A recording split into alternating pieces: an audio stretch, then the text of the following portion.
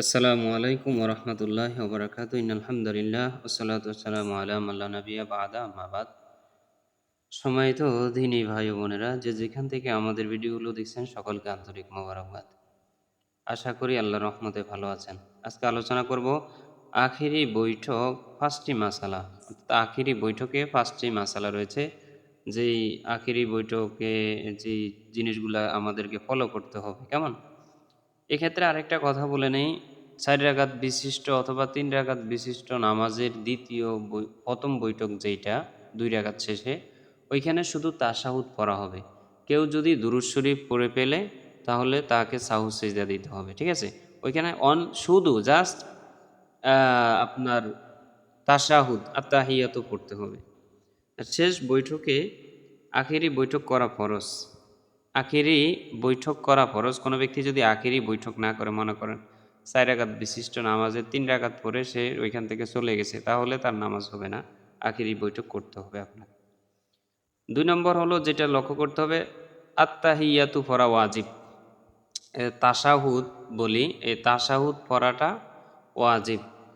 কেউ যদি তাশাহুদ না পারে তাহলে কি করবে? একদিক দিয়া সে শিখে নিবে। তাশাহুদ শিখতে হবে আপনাকে, অবশ্যই শিখতে হবে, এটা ওয়াজিব। দুরূদ শরীফ পড়া সুন্নত। দুরূদ শরীফ পড়া সুন্নত, কিন্তু এইটা ওয়াজিবের কাছাকাছি। অর্থাৎ এই আপনি যদি দুরূদ শরীফ পড়ে কোনো দোয়া করেন, আল্লাহ পাক সেক্ষেত্রে আপনার দোয়াটা খুব তাড়াতাড়ি কবুল করে নিতে পারে। কারণ দুরুদের ভিতরে অনেক ফজিলত রয়েছে, আর দুরূদ শরীফ পড়ে দোয়া করলে আল্লাহ পাকের কাছে দোয়া কবুল হয়। বলা হয়ে থাকে যে দুরূদ শরীফ যদি কোনো জায়গায় না পড়ে দোয়া করা হয়, সেই দোয়া আকাশে লটকে থাকে। তবে এটা কতটুকু কথাটা আমি সত্য জানি না। তবে এটা সত্য যে দুরূদ শরীফের অনেক ফজিলত রয়েছে, এবং দুরূদ শরীফ পড়ে আল্লাহর কাছে দোয়া করলে আল্লাহ পাক দোয়া কবুল করে নেয়। ৪, দোয়ায়ে মাসুরা পড়া সুন্নত। অর্থাৎ দোয়ায়ে মাসুরা যেটা আছে, আল্লাহুম্মা ইন্নী যালামতু নাফসি, এই দোয়ায়ে মাসুরাটা পড়া সুন্নত। দোয়ায়ে মাসুরাটা আমরা শিখে নেব ইনশাআল্লাহ। এবং বৈঠকে আপনি বসে অন্যান্য দোয়াও পড়তে পারেন সেক্ষেত্রে। ঠিক আছে? আরও দোয়া আছে, যেমন রব্বানা আতিনা ফিদ দুনিয়া, এই ধরনের আরও অনেকগুলা দোয়া আছে। এই দোয়াগুলো আপনি শিখে নিতে পারেন। তারপর আপনার ৫ নম্বর হলো আসসালামু আলাইকুম বলে নামাজ শেষ করা ওয়াজিব। আসসালামু আলাইকুম বলিয়া নামাজ শেষ করা ওয়াজিব। অর্থাৎ এক্ষেত্রে আরেকটা কথা বলে নেই আমি, সালাম ফিরানো যেটাকে বলি আমরা, যে আসসালামু আলাইকুম ওয়া রাহমাতুল্লাহ ডান দিকে আপনার মাথা ঘুরাইতে হবে। আসসালামু আলাইকুম ওয়া রাহমাতুল্লাহ বলে বাম দিকেও কি করতে হবে? ফিরতে হবে, মাথা ঘুরাইতে হবে।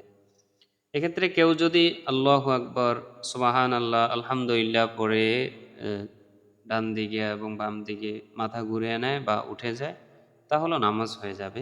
অর্থাৎ আপনাকে শেষ বৈঠকে আসসালামু আলাইকুম বলিয়ে নামাজ শেষ করতে হবে। যদি শেষ বৈঠকে আপনি মনে করেন তাশাহুদ পড়েছেন, দুরূদ শরীফ পড়েছেন, তারপরে দোয়ায়ে মাসুরা পড়েছেন, পড়ার পরে আপনি উঠে গেলেন, তাহলে আপনার ওয়াজিব তরক হবে। নামাজ হয়ে যাবে, কিন্তু ওয়াজিব তরক হলো। ঠিক আছে?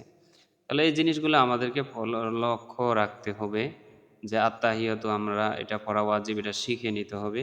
তাশাহুদ, তারপরে দুরূদ শরীফটা সহি শুদ্ধ করে শিখে নিতে হবে। দুরূদ ইব্রাহিম যেটাকে আমরা পড়ি, আল্লাহুম্মা সাল্লি আলা মুহাম্মাদি ওয়া আলা আলি মুহাম্মাদ কামা সাল্লাইতা আলা ইব্রাহিম ওয়া আলা আলি ইব্রাহিম ইন্নাকা হামিদুম মাজিদ। দোয়া মাসুরাটা আমরা শিখে নিব, তারপর আমরা সালাম ফিরাবো ইনশাআল্লাহ। আখেরি বৈঠকে এই ৫টি কাজ আপনাকে করতে হবে। ধন্যবাদ। আসসালামু আলাইকুম ওয়া রাহমাতুল্লাহ।